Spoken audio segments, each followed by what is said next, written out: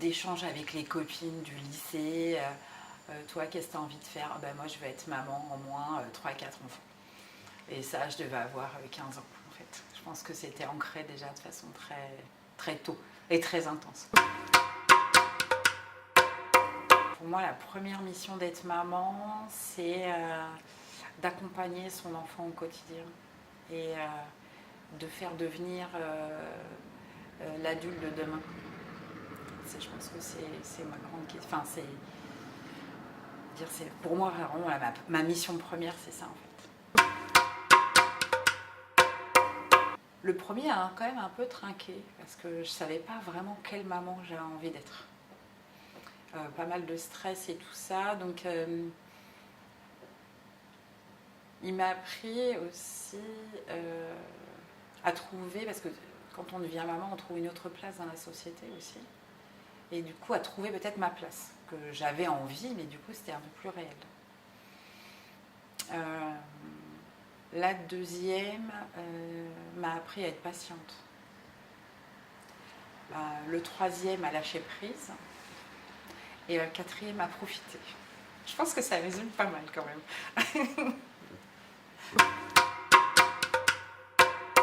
J'ai eu la chance d'avoir 2 cultures. Et en plus, j'ai été élevée par mes grands-parents. Donc, avec l'amour maternel, enfin, de grand-mère qui était vraiment très très présent et sur l'intergénérationnel. Et malheureusement, ça, j'ai pas pu le transmettre parce que la vie, elle fait que. On peut pas toujours tout transmettre.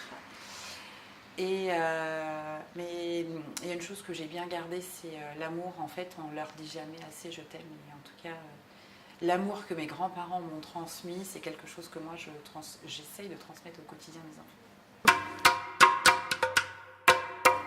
Le bonheur, c'est quand je les ai tous à la maison, en fait. Quand on partage justement cette table, parce que forcément de culture italienne, la table c'est hyper important, le manger. Et c'est quand on est tous réunis, en fait, quand on est vraiment tous ensemble, pour moi, les moments de fête, ou même sans avoir de moments particuliers, quand on est vraiment tous ensemble, c'est vraiment un grand kiff, quoi. Et plus les années passent, plus en fait j'ai l'impression de les apprécier encore plus à sa juste valeur. Le secret, c'est qu'ils m'aident beaucoup. Et puis j'ai aussi un compagnon qui partage les tâches, en fait. Parce que sinon c'est impossible. Et puis à des moments donnés, ouais, je vais prendre un temps pour moi, et forcément il y en a 4 fois plus pour les enfants.